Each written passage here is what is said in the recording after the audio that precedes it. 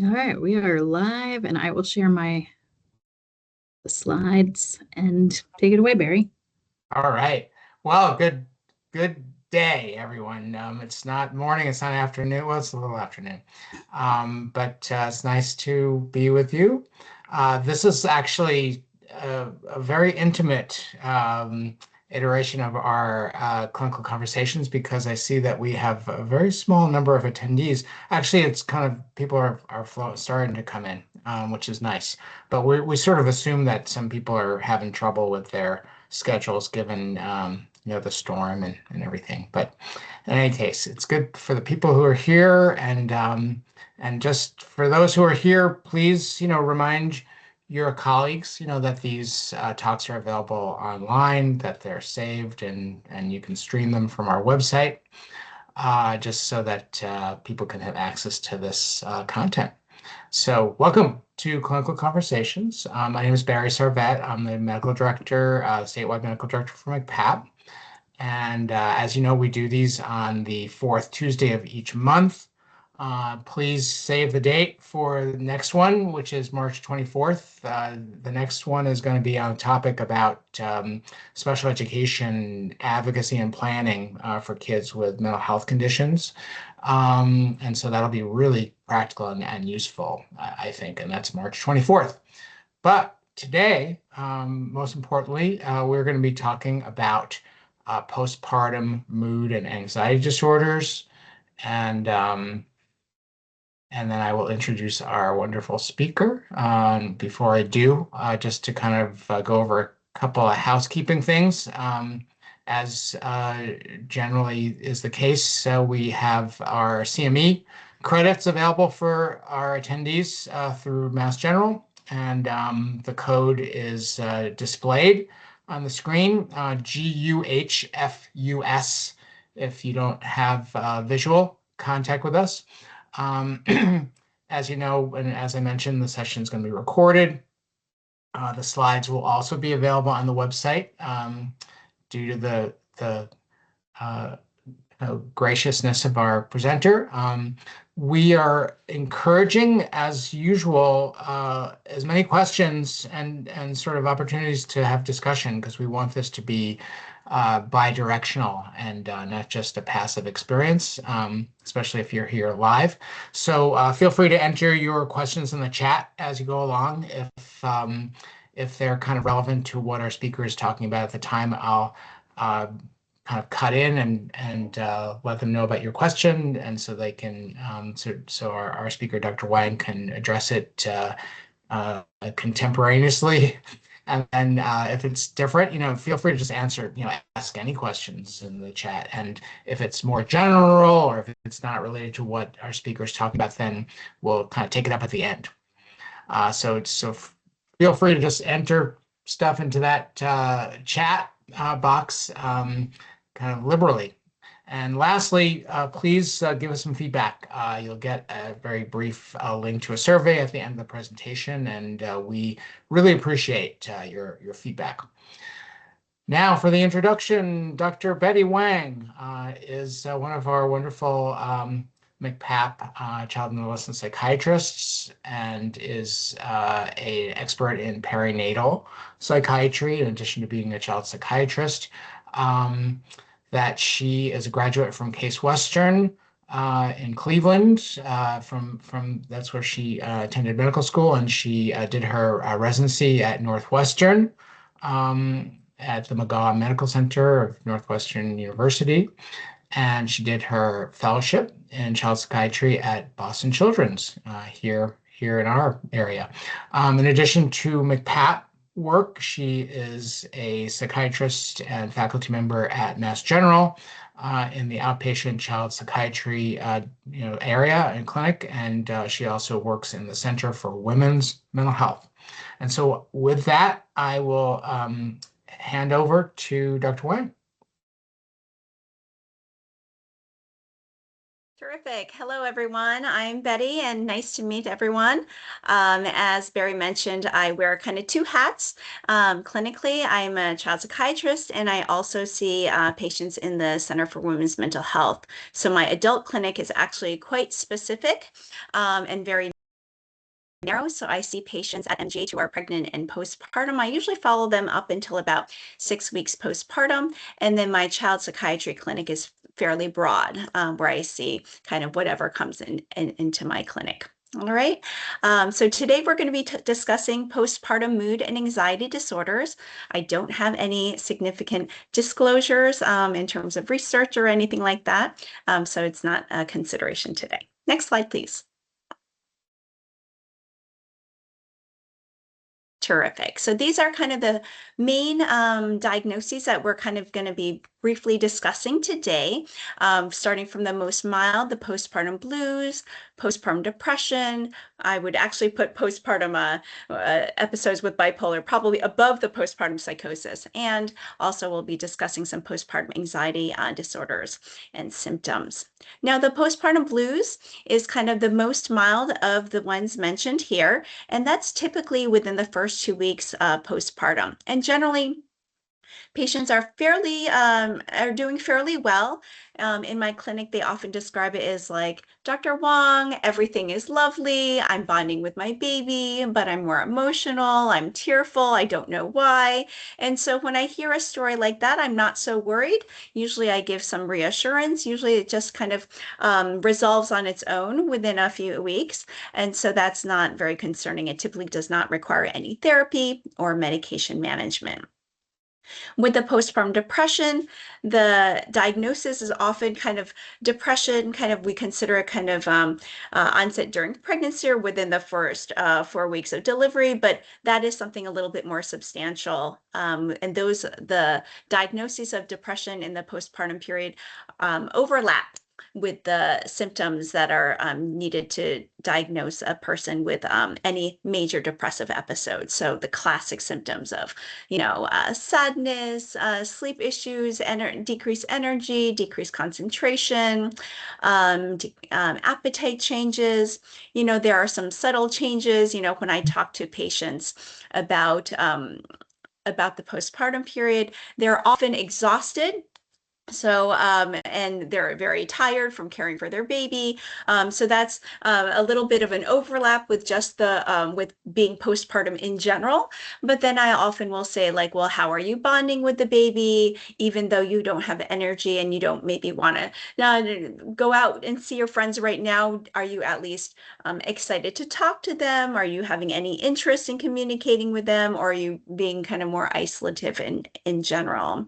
And then certainly with the diagnoses below, the psychosis, the bipolar, and the anxiety, we're kind of going to talk about a little bit after later in the talk. Next slide, please. When we think about depression in the postpartum period, we're concerned about the mom, the primary patient, but we're also wanting to treat the mom because we are also concerned about potential negative effects in the child later on in terms of attachment issues, behavioral issues. There have been studies to show that there are kind of issues with cognitive function if the mom has been significantly depressed postpartum. There's also an increased risk of abuse and neglect in these kids. And certainly there's an increased risk of childhood psychiatric diagnoses and symptoms. You can imagine if there's a family history of psychiatric disorders, then the kids themselves would be at potential increased risk. And there's also concern about compliance with preventative measures. So if you can imagine if a mom is significantly depressed at home, having difficulty kind of getting bed, getting lunch and dinner on the table, they also may have difficulty getting the child in to see the pediatrician or come in for the routine vaccines and things like that. And of course, we're always concerned if a mom has thoughts about harming their child. Next slide, please. When a patient has postpartum depression, it's usually not in isolation. It's usually in combination with many other factors in terms of anxiety. And you see obsessions right next to that. So it could be anxiety and OCD symptoms. There could be feelings of guilt. So in my clinic, I often will see patients feeling guilty about, oh, I have my child number one. We have such a strong bond. Now that we have child number two, they often will feel guilty about not having as much time with child number one, or they might feel guilty in general about how their life has shifted, and how they're able to split their time. There's often, understandably, insomnia, so difficulty falling asleep even after their baby is asleep. So they'll be wide awake thinking about the things that they need to do the next day. There can be other changes in mood in terms of irritability and anger. Also, there's impairment in the transition to motherhood at times. So sometimes people are able to take on the role of motherhood wholeheartedly, but other times people might have kind of difficulty making that shift in terms of splitting the responsibilities, or kind of having a sense of identity that can shift during motherhood. And certainly there can be an impact on the bond with the newborn. Next slide, please.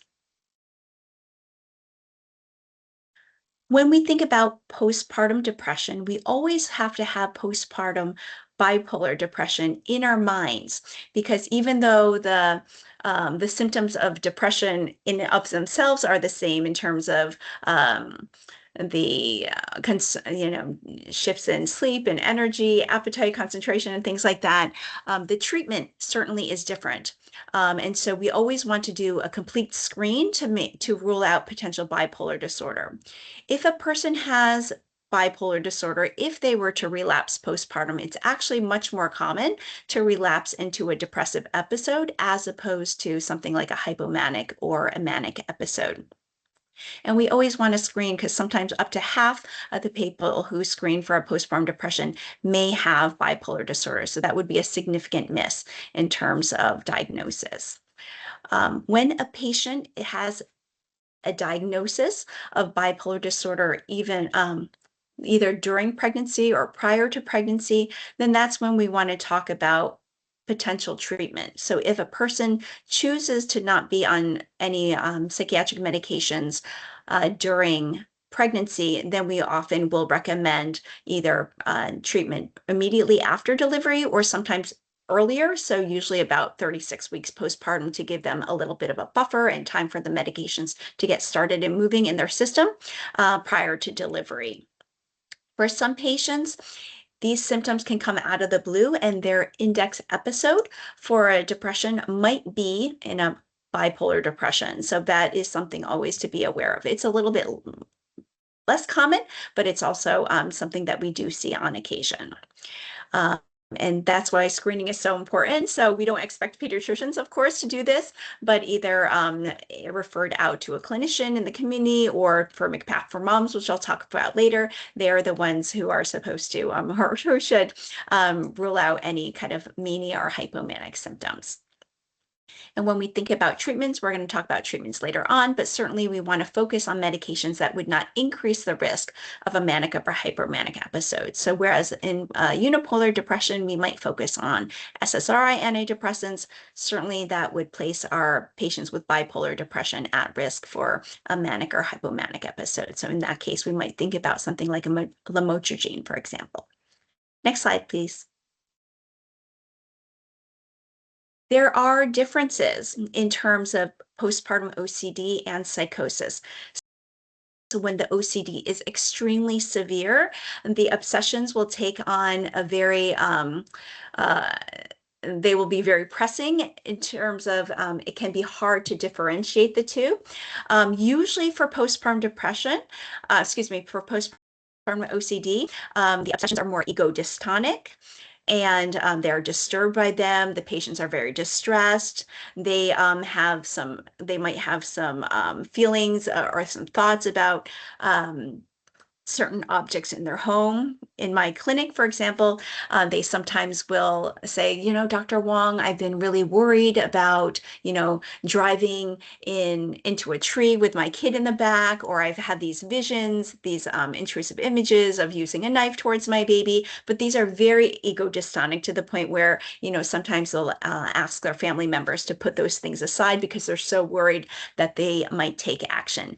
But in those situations, as a clinician, I'm actually more reassured because I know that they have insight about what's going on. And so when I'm hearing that constellation of symptoms, I'm usually thinking more OCD, and I usually reassure the patients that even though they're worried about harm coming to their baby, it's not something that I'm necessarily very worried about because I believe it's in the context of obsessive compulsive disorder.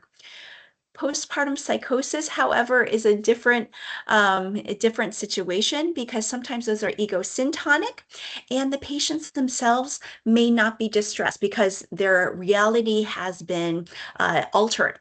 And so they might not show any avoidant behaviors for certain objects or for certain things. And this is very uncommon. So, and when you see it, it's a psychiatric emergency, which we'll talk about later.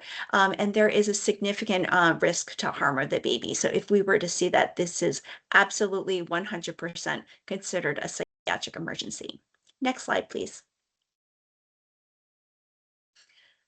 What can we do? Now, there is an emphasis to screen and prevent. Now, as pediatricians, we don't expect you to be doing this. So hopefully there's been a big effort by the OB departments across the country to place screening as part of their postpartum appointments. So certainly this is something that we do at MGH in the OB department at their postpartum visits. They're often getting given an Edinburgh depression scale, and then they can do some screening, and then hopefully that'll give us some feedback in terms of potential symptoms of depression, and if so, how severe is it, and if they're having any thoughts of self-harm or harm to the baby.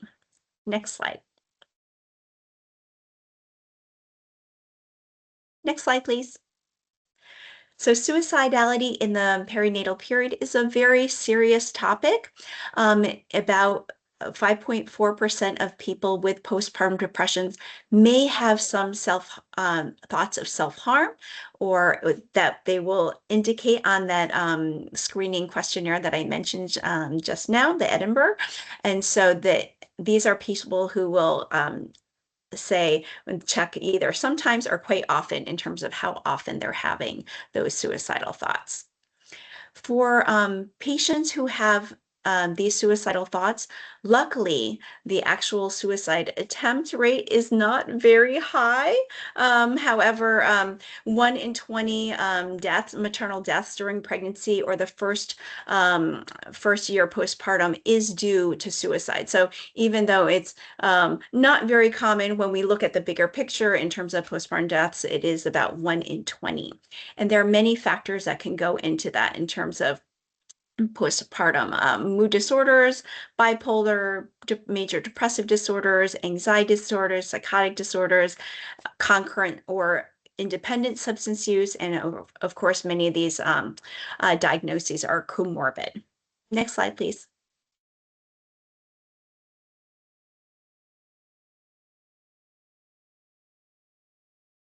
We'll be talking a little bit about postpartum depression, etiology, and risk factors.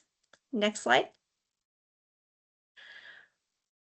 For postpartum depression, unfortunately, we are not at a place in modern medicine where we know of a single cause or postpartum depression when they've looked at potential hormonal aspects that could be contributing. There did not seem to be a strong interplay in terms of the hormones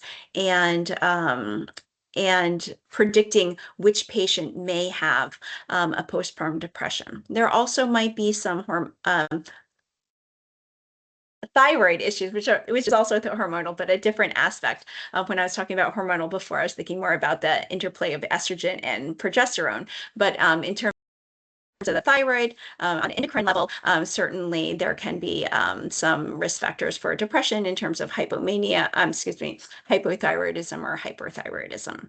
Major factors for postpartum depression include certainly depression or anxiety during pregnancy. I would say that is one of the biggest risk factors that we have to talk about and discuss with patients. So when I'm seeing a patient in my clinic with postpartum depression, I definitely say, I'm worried about you during pregnancy, but I'm actually even more worried about you postpartum. And then a history of postpartum depression, or certainly a history of postpartum psychosis. So when we think about a person with just a history of major depressive disorder in general, actually, we're going to backtrack even more than that. When we think about patients, overall patients who are postpartum, any comer out of the OB clinic, there might be about a 10 to 15% chance of having a postpartum depression.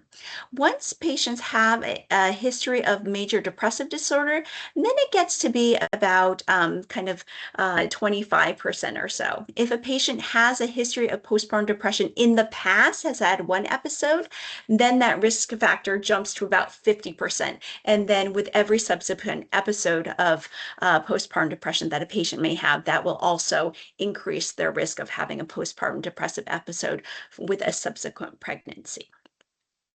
Next slide. Where we'll be discussing some treatment options for patients who are having some postpartum depression symptoms. Next slide. Now, the mainstays of postpartum depression are often therapy and also medication management. And with medication management, we're often talking about medications within the antidepressants, and within that, often the SSRIs. So when we think about patients who are postpartum, there are some studies to look at breastfeeding and these medications. And luckily, many of the studies have shown that when there is medication, because it is expressed in the breast milk, when there is medication, it often is low to undetectable in the breast milk and the infant serum. Of course, the studies are variable in their quality, but it is considered, the antidepressants are considered very reasonable, a reasonable option to treat postpartum depression. We have more data looking at some medications as opposed to others. And we have the most data kind of supporting the use of sertraline and paroxetine in terms of the number of studies and the kind of the N in terms of the studies, as well as kind of the low exposure that's been noted.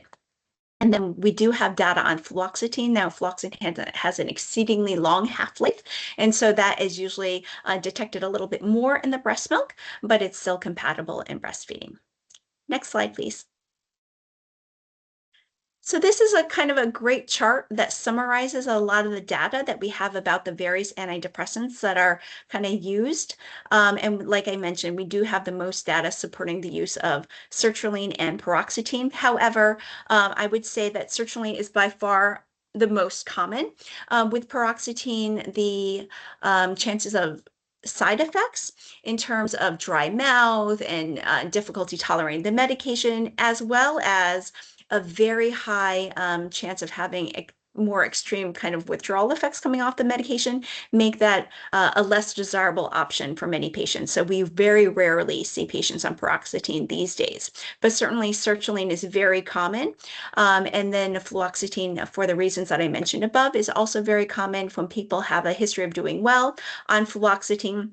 We often will recommend that they remain on the medication that has kept them well, as opposed to changing to something like a sertraline. And the same goes for citalopram and escitalopram. Even though we have less data looking at those medications, the data that we do have looks like it is relatively low in the breast milk. And so we do support the use of those medications during pregnancy as well as while breastfeeding. So in our clinic at MGH's Women's Mental Health, we often do not change their medication if there's enough data to support the use in pregnancy and while breastfeeding. And then we also have some non-SSRI antidepressants listed below, such as bupropion. Now, is also a very commonly used medication during pregnancy, and there might be some extra bonus considerations, like if a patient is having wants to kind of stop smoking and things like that. That's also a factor that could be an advantage of using this medication. It is in the breast milk. There have been some case reports of baby being exposed to this medication, the breast milk, and having a seizure. But sometimes babies do have seizures, and there's nothing, we don't have any studies to show that it was causative by any means. With the other medications, we do have some data, just less data, looking at those medications in breast milk.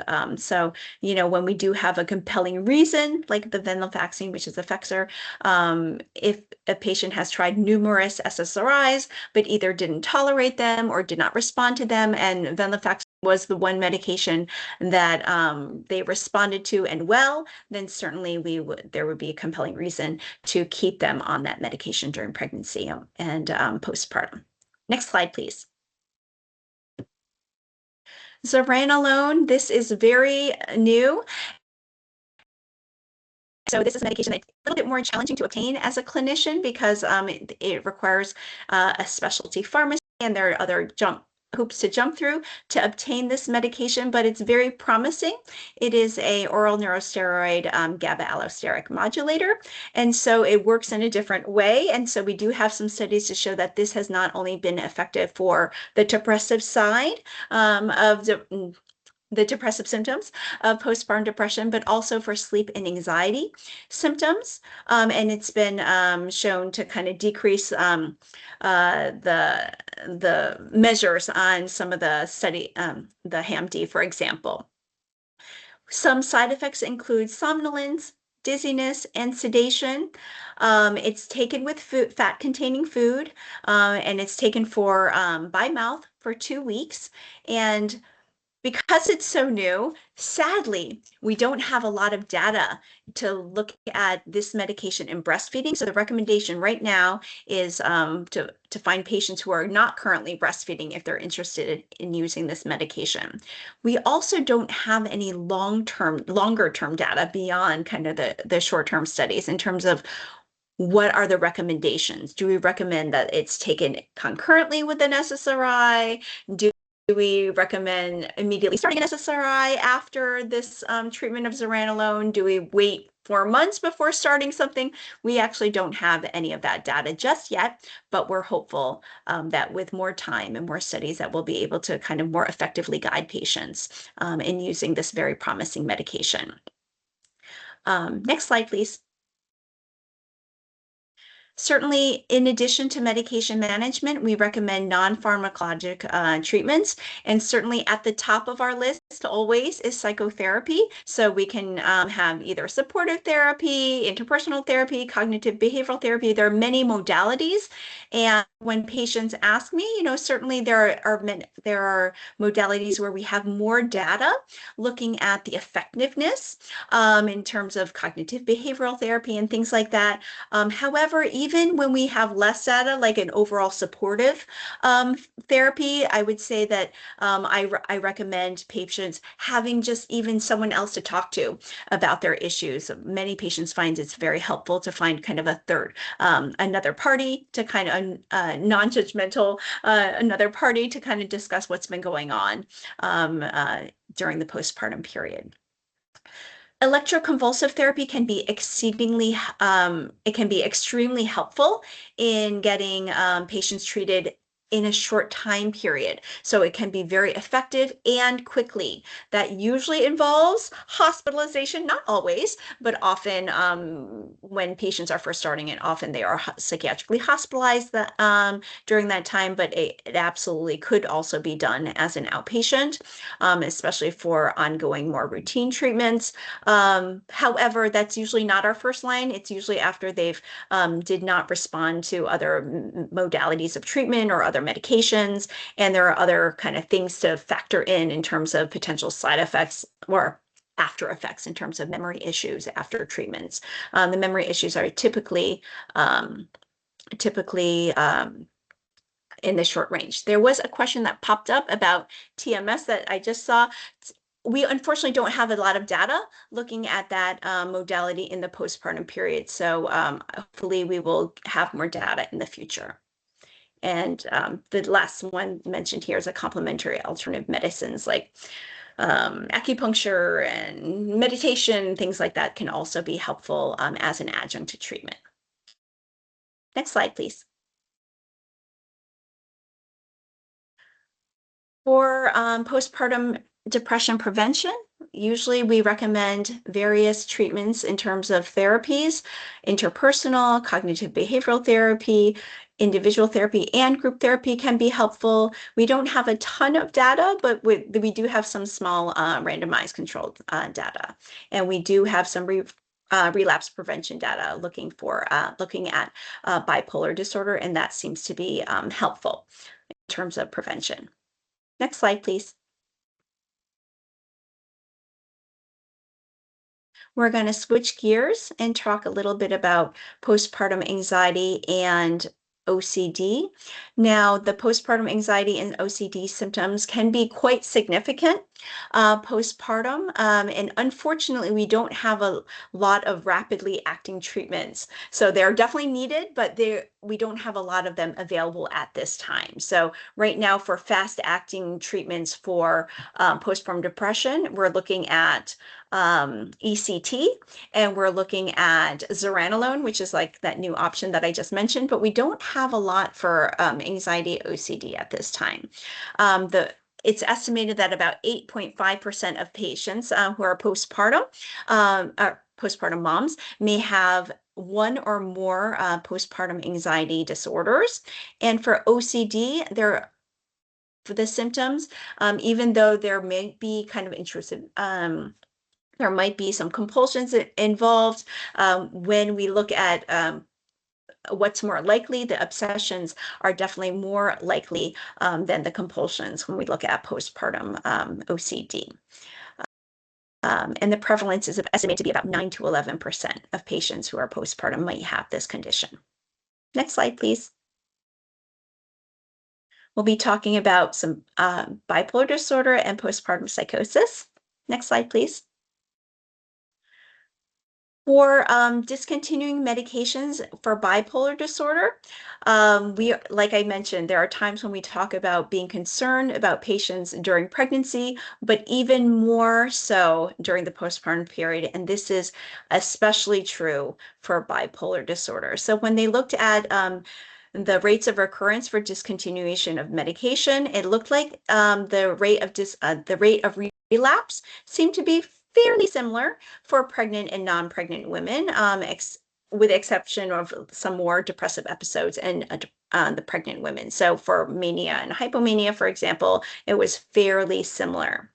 However, when we looked at the risk of recurrence postpartum, it was dramatically different. So the risk of having a postpartum mood symptom for patients with bipolar disorder, the risk of relapse was estimated to be about 70% versus 24% in terms of the risk of recurrence, comparing the people who discontinued medication versus the patients who stayed on. So it's estimated to be about 2 times more likely to have a recurrence when compared to the non-pregnant women in the same time course. So it's very significant. And it's greater if there's a quick discontinuation of medication versus a tapering over a period of time. For example, 2 to 4 weeks. Now, postpartum psychosis is extremely rare, but extremely serious. So it's estimated to be about 1 to 2 cases in about 1,000 pregnancies. So not very common. However, when it does happen, it usually happens quickly. There's usually an escalation of symptoms, and it often will occur within, but it doesn't have to, but it often is within the first 2 weeks or so. And then if a patient were to have postpartum psychosis symptoms, we often will need to think about bipolar disorder because it's a very common presentation. So many patients with postpartum psychosis will eventually have a bipolar diathesis, however, not always. And there are many factors that will kind of that we would need to consider in terms of the risk factors for that, in terms of family and genetic factors. And with postpartum psychosis, it's a very high risk in terms of the patient themselves, the postpartum mom, as well as to the infant. The mortality is quite high in these situations, and that's why it's considered a psychiatric emergency. And it's estimated that about 4% of women with postpartum psychosis commit infanticide. So very, very significant and serious. Next slide, please. With the postpartum psychosis treatment, we want to get them treated very quickly and in the proper setting. So this is not the time to call mental health centers and find a wait list for the person to find a psychiatrist and therapist. This is a time to get them to the emergency room to be assessed very quickly and hopefully be psychiatrically hospitalized. We want to rule out any potential medical conditions, of course, that could present with psychosis. And the length of stay really depends on the clinical condition in terms of how quickly the symptoms abate or resolve or improve with medication management or other treatment options. Often we would be thinking about a mood stabilizer because many of these patients are eventually diagnosed with bipolar disorder, and of course an antipsychotic to treat the psychosis.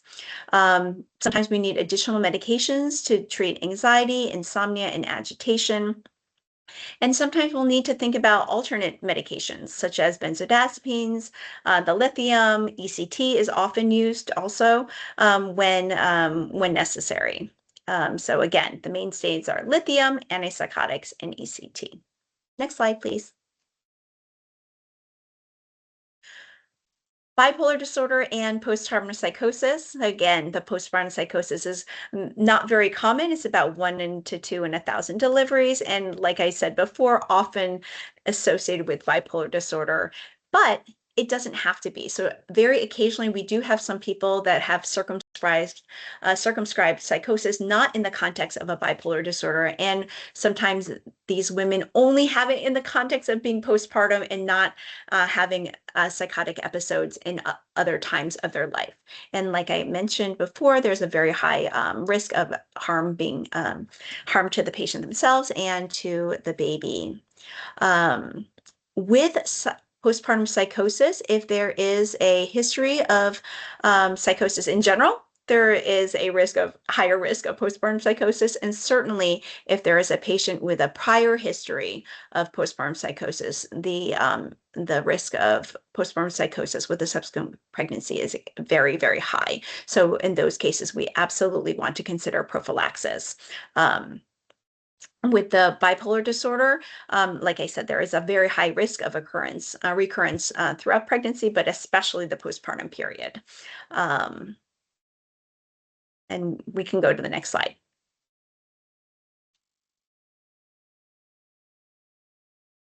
Mood stabilizers are often used to treat postpartum for treating bipolar disorder in general, not necessarily just postpartum bipolar symptoms. Historically, it wasn't recommended because of recommended in breastfeeding because there were some reports of toxicity noted, and certainly we have to monitor the babies very carefully. A slide later on this presentation talking about monitoring for the babies. But it is something that we routinely recommend in these patients, and there are some risks involved with breastfeeding. Often, sometimes in my clinic, I'll talk about the risks, and they're like, well, I want to breastfeed 100% no matter what. And then they'll talk to the pediatrician, and then they'll come back to me and say, actually, I discussed with the pediatrician, I prefer to formula feed. So my job as the psychiatrist is to kind of discuss the risks and benefits, and so they can make a decision that feels right for their family. Lamotrigine is also another medication that we often will use for bipolar disorder. This is not as effective for manic or hypomanic symptoms. So it's often more effective for the depressive episodes of bipolar disorder. And we do have some data looking at some kind of mother-baby pairs, and it seemed to be generally well tolerated. It is in the breast milk to relatively high degrees compared to, some other medications that we use in psychiatry, such as the SSRIs, when we're looking at medications in breastfeeding. For the antipsychotic medications, these days we typically use the atypical antipsychotic medications. We don't have a ton of studies looking at those medications in breastfeeding, so we'd have to look at the individual medications to kind of talk to the patients about the risks. Next slide, please. So here we were talking about the mood stabilizers and breastfeeding. We don't have a ton of data looking at the lithium, but we do have some data, and it looks like it was in the breast milk, serum levels of the 0.09 to 0.3. And then there seem to be some elevations in the baby's TSH, BUN, and creatinine. And for that reason, we recommend monitoring of the baby if the mom is taking lithium while breastfeeding. So who are the patients that we might consider having breastfeed if they have this diagnosis and are on lithium? Certainly, we want them to be stable. When I'm talking about medications and breastfeeding, I really stress that it's the sleep. So I really want to impress upon patients that it's so important for them to get as much sleep as possible. So even though they might want to breastfeed, they might want to consider combination feeds with someone else taking over the feeds at night, or they might want to consider formula feeding in general instead of breastfeeding, because we want them to be as stable as possible. So many of these patients may have other children at home, and I always say that they are the ship captain of their family, and when the mom is doing well, often kind of the family is doing well, so we want to keep them as well as possible. So we only want to consider this in patients that are stable. And then we also want to think about, is this lithium monotherapy, or is it in combination with multiple other medications? Because once we start adding multiple other medications, then of course there are other considerations with the breastfeeding. And like I said, we do recommend monitoring if a patient chooses to breastfeed. And so these would be things like lithium level, TSH, BU, and creatinine immediately postpartum in the baby, about 4 to 6 weeks after delivery, and again, kind of every 8 to 12 weeks afterwards to see how they're doing. And we would not want to consider this for a baby who is significantly premature or who's having health issues. We would only want to consider this for a healthy baby. And of course, we'd want to do this in collaboration with the pediatrician. So like I said, there are times when I will discuss the risks and benefits of breastfeeding with a baby, but then the pediatrician, I always say that the pediatrician will be using different set of glasses, like different lenses, right? And so I think it's super helpful to collaborate with the pediatricians, because a pediatrician might say, like, I really think that you should formula feed, for example, and then that will kind of help me with my with my future assessments and appointments with the patient in supporting that choice if the patient chooses to go in that direction. Next slide, please. Now, from a pediatrician standpoint, like, we do not expect you to be doing the diagnosis or the treatment.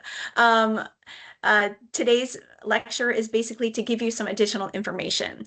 The most important thing is to know when there's a problem, right? And you don't even have to know definitively if there's a problem, but if you suspect a problem, then MCPAP for Moms is a fantastic resource. So this is statewide, and clinicians such as pediatricians, but certainly the more commonly the primary care physician, the OB, or if a patient already has a psychiatrist, but maybe not perinatally trained. These are all clinicians that can refer to MCPAP for Moms. And this is a fantastic resource where you can kind of discuss what your concerns are with a clinician, and they can say, hey, this seems like a situation where we really want to bring this patient in for a one-time consultation with a perinatal psychiatrist. Now, I don't work for MCPAP for Moms, but there are fantastic psychiatrists that work over there, and they'll be able to do a one-time assessment assessment, just like we do in MCPAP for, for the kids, to see what's going on. They'll be able to make some recommendations, and they'll also be able to provide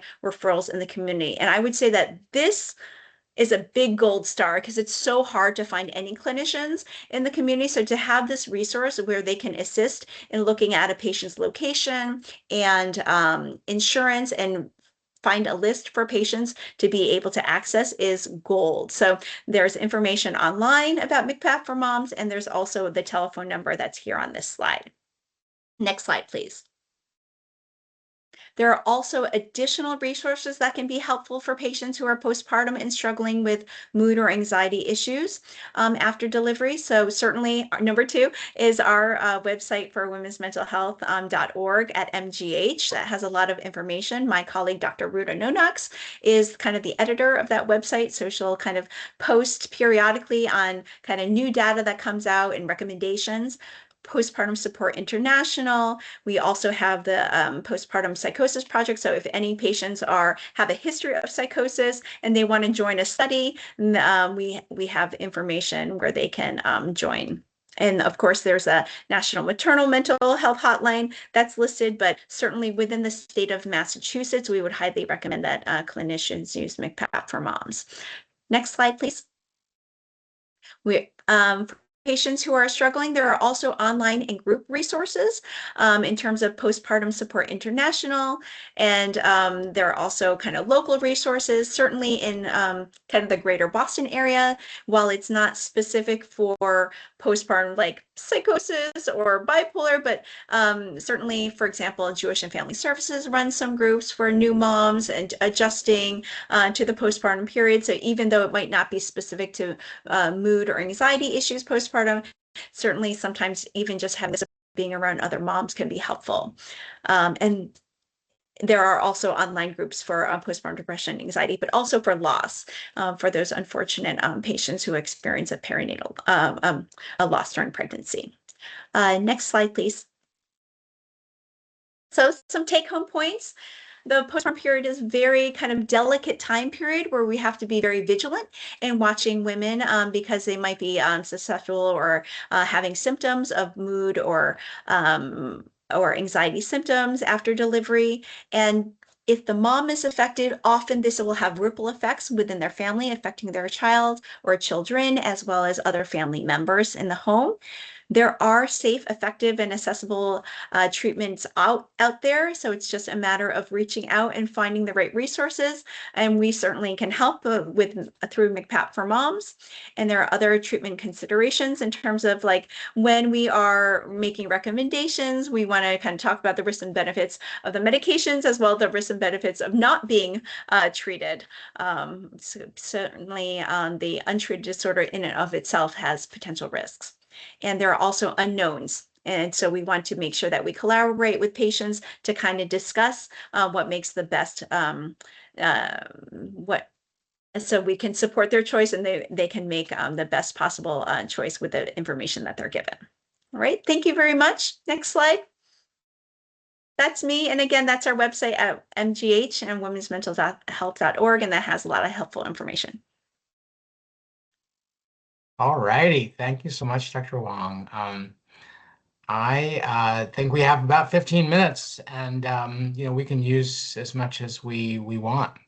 There are no other questions in the chat yet, but I kind of wonder, I'll ask you, the audience, what's it like, for you, to encounter parents of babies, who seem like they're having mental health problems, and how are you kind of engaging, with them around that, and I think it's a very tricky area, for us, in primary care and for you in primary care. You have resources, but it's, tricky from a medical legal standpoint and from a documentation standpoint. And I'm sort of wondering if people want to speak to their experience, if just throw it out there, and we have a small enough group. If you want to just unmute yourself, I think you can just, speak, because we have 15 minutes to talk with an expert in perinatal depression. And oh, looks like there's a question here. this is from Sarah Foreman, are there longer-term studies about child developmental issues with SSRI use during postpartum while breastfeeding that you could share? Sadly, we don't. We have some data looking at pregnancy, but we don't have that data looking at breastfeeding. So unfortunately, we just don't have that. We wish, right? Yes, I would love that information. I would love to share with my patients. There we go. Nicholas Kasdan, Dr. Kasdan, as a pediatrician advising breastfeeding versus formula in these patients on medications, what would you advise?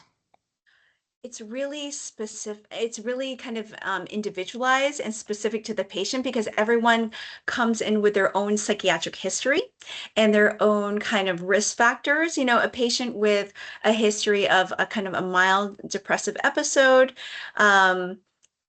is very different than a patient with depression who's had 3 hospitalizations, for example. So there are many kind of things to consider when discussing whether to breastfeed or to formula feed, because it's not just the medication and the effects on the breast milk, it's also kind of the overall global picture of what it's going to look like for this patient. Is this patient a single mom? Is this patient someone with extended family who can help out with night feeds and things like that? So there are lots of things that we need to, that are a lot of puzzle pieces that we need to put together to come up with a recommendation.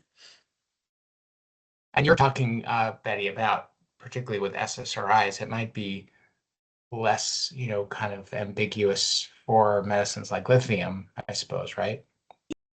Yeah, with lithium, I think we can definitely make a stronger argument, gently encouraging steering the ship in terms of a discussion towards formula. Yeah, my discussions with the SSRIs is very different than my discussions with patients who are on mood stabilizers such as lithium. I would strongly recommend, for example, my patients with bipolar disorder to either consider formula or combination feeding because of not only the medication exposure, but also because of the ramifications of some people, especially with bipolar disorder, are exquisitely sensitive to a lack of sleep. So if we know that about a patient, then that will certainly steer the conversation. Very good, very good.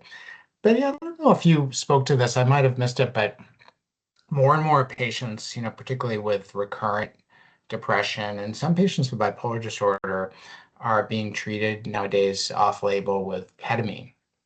And I wonder if you could speak to that, in terms of postpartum depression and breastfeeding. We don't have a lot of data looking at that. And I've certainly seen this in my own clinic, not necessarily in my perinatal clinic, but some of my patients have really responded so well to that medication when they have failed or only partially responded to medication options. So I've seen the benefit. We don't have a lot of data looking at it in breastfeeding, so we can't wholeheartedly recommend it. So it might be a situation where, yeah, I think we just need more data. I don't even want to make my recommendation. Yeah, It's one thing yeah, to have discussion with my colleagues, but I don't want to make any global recommendations right here. yeah. I mean, it's off-label for the adult, and Yeah. it's I guess it's off-label, if you're thinking about it for children and infants, receiving it through the breast milk. But it's definitely very, very prevalent in the community for that treatment resistant, population. Um, yeah. Other questions in this space. So the statistic that you mentioned at the beginning of the talk is pretty. I think it's deserves to be underlined. Is that the point that you made? I think that about the studies show about 50% of people with an episode of postpartum depression turn out to be bipolar disorder. Did I get that right? Or is that you were talking about the postpartum psychosis being higher than that, I assume, right? Yeah, with postpartum psychosis, it certainly would be higher. Yeah, Yeah, yeah. yeah. But yeah, and I think that just goes to show that, we want to be very vigilant and we want to treat people in a timely fashion, but we also have to stop and take the time to do a proper assessment. Mm, Right. So sometimes patients in my own clinic at MGH, an OB might contact me saying, "Oh, I'm really interested in starting SSRI, blah, blah, blah." And sometimes it might seem appropriate, but other times I'll say, "Hey, let's pause. These SSRIs take about 4 to 6 weeks anyway to take effect. Does it really matter whether we start this week or next week? It might make sense to kind of get them in to be seen for a full assessment." mm, mm. Yeah. Oh, here's another question. Dr. Natasha Shaw. Some patients are using marijuana. How does that factor into overall mental health? Fine question. Mm, I would have to say that the party line is that we don't recommend it during breastfeeding and we don't recommend it while breastfeeding. Certainly, if it comes up in the drug screen, it does not bode well for the mom postpartum. So we typically recommend not taking it during that time, even though many patients do report benefit. mm. Yes, that is definitely something that is happening in the community very, very widely. People self-medicating or just, recreational use and a belief in its safety. Dr. Caston, another question. We use screening, but what if the mom is just below the cutoff? Should we push looking into therapy supports or just briefly discuss and advise to follow up if it worsens? I think if it's just below the cutoff, I think encouraging them to look into therapy or to kind of minimum discuss it with their other providers, right? Hopefully these patients will have their own PCP and say like, "Hey, you screened in just below. I'm worried. Sometimes these things will kind of resolve and improve on their own, but we want to make sure that there's another clinician involved who's able to monitor you for this, and who can kind of make sure that you're not falling through the cracks and make sure that you get care." It never hurts to kind of refer to MCPAP for moms, if you want to just say like, "Hey, this person just is below the cutoff, but we want to make sure that this patient has some referrals for treatment if they want to pursue." Because you Mm, don't have to meet a certain criteria to get treated.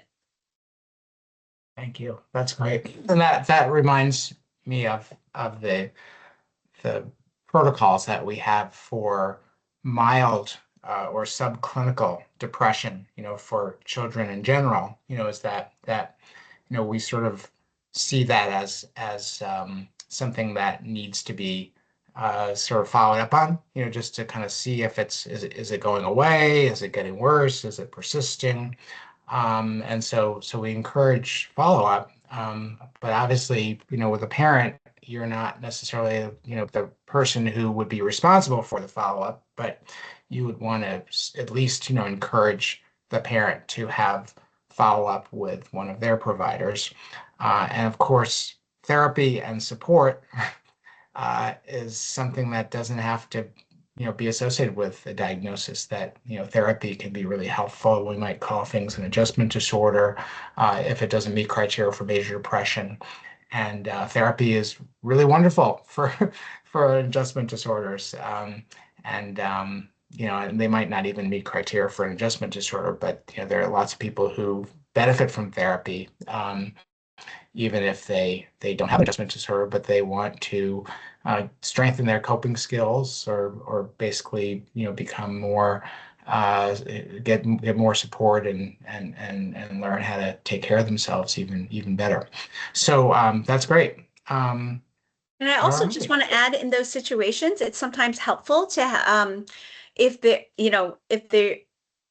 family is if the baby is coming in for like a newborn visit or something like that, and there are concerns, there sometimes is a partner there too. There might be a spouse, there might be a partner. And so sometimes it's helpful to have that discussion if the mom is willing, right, to have the partner or spouse available for that conversation, because sometimes just having another family member aware of what's going on can make people a little bit more accountable in terms of oh, maybe I should seek treatment, or maybe I should talk to someone about this.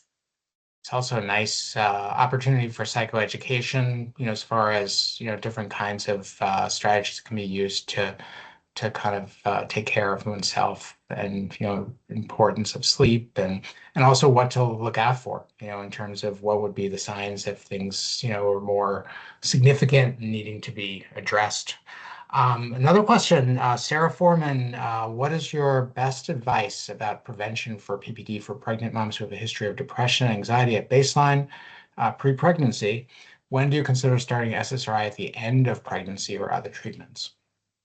If a patient has a long history of depression, then certainly we often will recommend that they continue on their medication during pregnancy.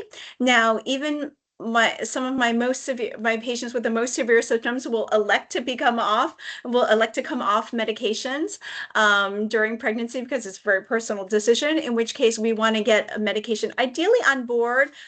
If they do okay during the pregnancy, then again, we want to get the medication on board prior to delivery, and usually, 4 to 6 weeks before delivery.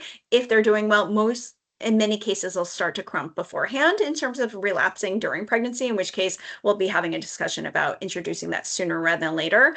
When I'm with a patient, I often will talk about, the options of, continuing during pregnancy, coming off a wait and see approach, starting right before delivery.